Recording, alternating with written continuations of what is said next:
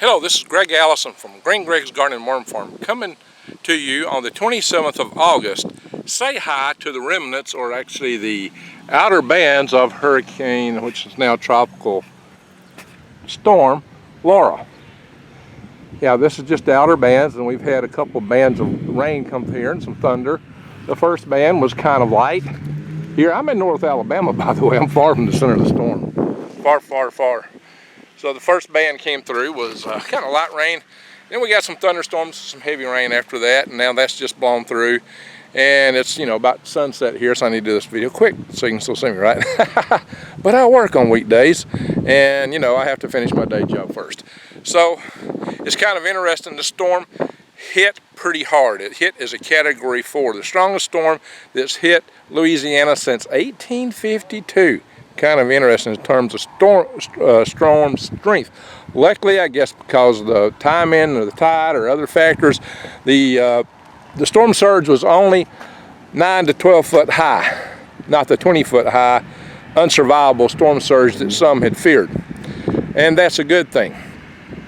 The bad thing is that it was still a Hurricane 4 storm up into probably midday. It probably got well up into Louisiana as a Cat 2.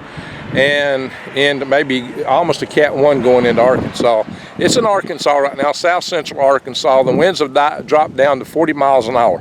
That's still a pretty good wind. A 40-mile-an-hour wind is nothing to spit out. It's not as strong as that Derecho that hit up in Iowa, where some places they had 140-mile-an-hour winds around Cedar Rapids. Holy smoke, that was crazy.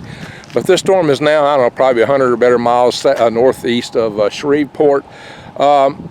They're getting a soaking there in Arkansas right now, and this storm will go up, up through Tennessee and mainly through Kentucky, I believe. So there's going to be a lot of rain potentially in Arkansas. So you had potentially a lot of wind damage in Louisiana. There was a 14-year-old girl that died because a tree fell on her house. That was a very sad thing. That's the kind of things you get with these storms. A lot of trees fall on houses, go through houses.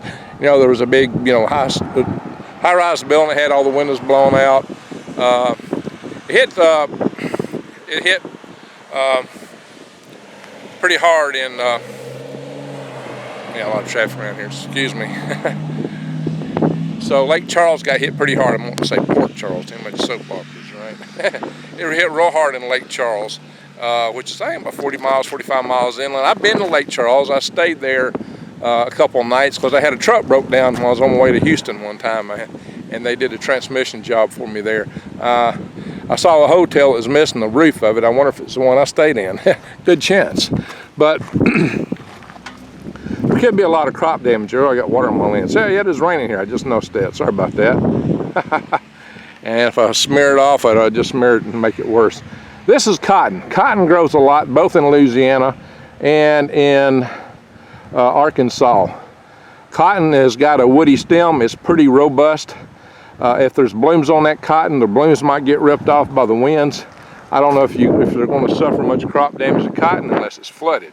That could be a problem for them. I don't want it to be flooded. They do grow rice in Louisiana and maybe up in Arkansas some, but rice that could stand some water, but you can't stand being underwater and getting washed away.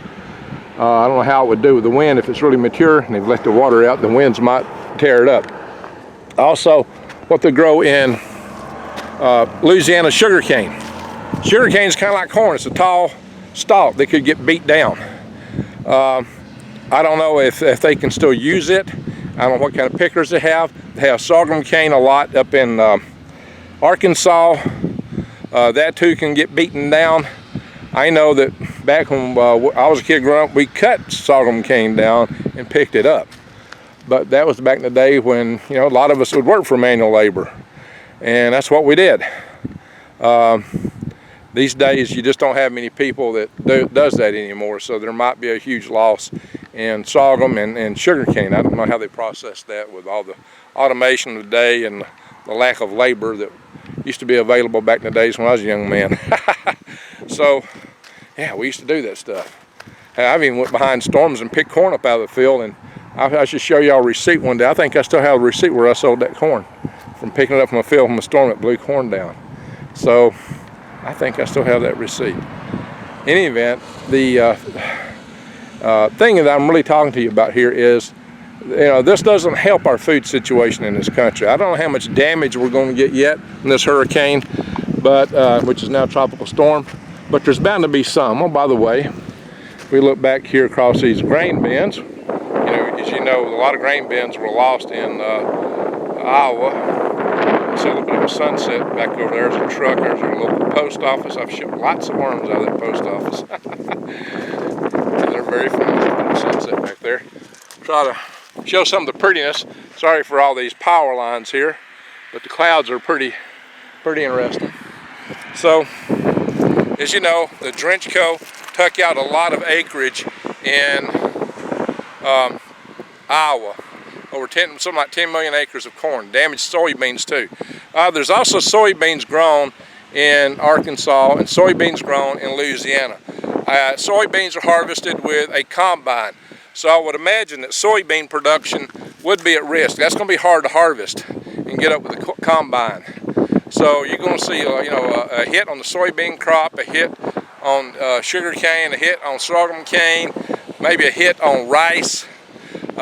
There may be some corn grown down in there. We grow corn up here. Corn, soybeans, wheat. I didn't see much wheat this year, or as much soybeans. This year it's been mostly corn and cotton for some interesting reason. A lot of cotton is being brought here this year. Of course, you can't eat cotton. So we're actually growing less.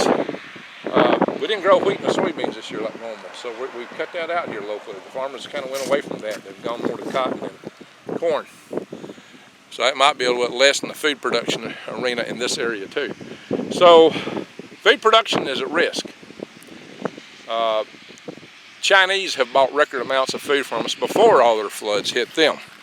And they're out in the world market today trying to compete for even more, because they're going to be hard pressed not to have major famines in China. I don't see how they avoid that, even buying everything they can. I just do not see how they're going to avoid it.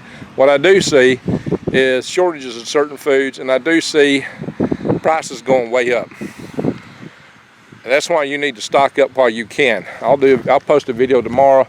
I made a little video when I made a quick run by Sam's Club, and I picked up some things. Although I was doing it with my phone, because I didn't have my camcorder with me. And I'm not so great at shooting videos with a phone. I messed that one up. I cut it off short and early without realizing it. So I'll show you what I can, because it's important to know these things about going and getting things that you need to stock up. Right now, you can still get, at this time being, you can still get the special with prepwithgreg.com. You can still get $100 off a 4-week supply of 25-year long storage food. It's 2,000 calories per day, 3 meals, breakfast, lunch, and dinner, and it's amazing food. It's got a variety, it's good food. It's got also some desserts and drinks in there. So this, and it's in a portable carrying bucket. It's got all the water out of it, so you have to add water later, because it's dehydrated and freeze-dried food. So it can last a long time, and just add the water back to it. It makes it a lot easier to carry than canned food and bulk food like I was buying yesterday, which I'll show you. You need to stock up on all those things too. But do go to My Patriot Supply, get as many as you can while you can, because if the grid goes down or certain other disasters hit, you may not be able to get stuff. And I got to do another video on China soon, because there's a lot of stuff still going on over there. There's just a lot of tension in the world right now, a lot of things that we've got to be aware of, both internally within our country, and I just did that video about what's going on in Wisconsin. That stuff's happening in spots all over this country, and the tensions can really fracture the society.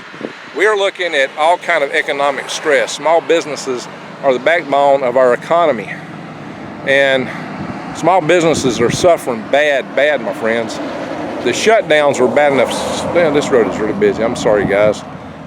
But I would have to get somewhere where I can get before it got dark. These clouds aren't helping. Hope you can still see me. The businesses are at real severe risk. They're being shut down.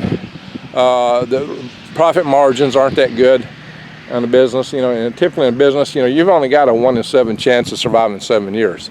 A business owner takes a big risk. They don't need all this extra stuff piled on them with all the shutdowns and burnouts and things that are happening. So Support your local business as much as you can. Every local business, you can support them. But you do need to support your family.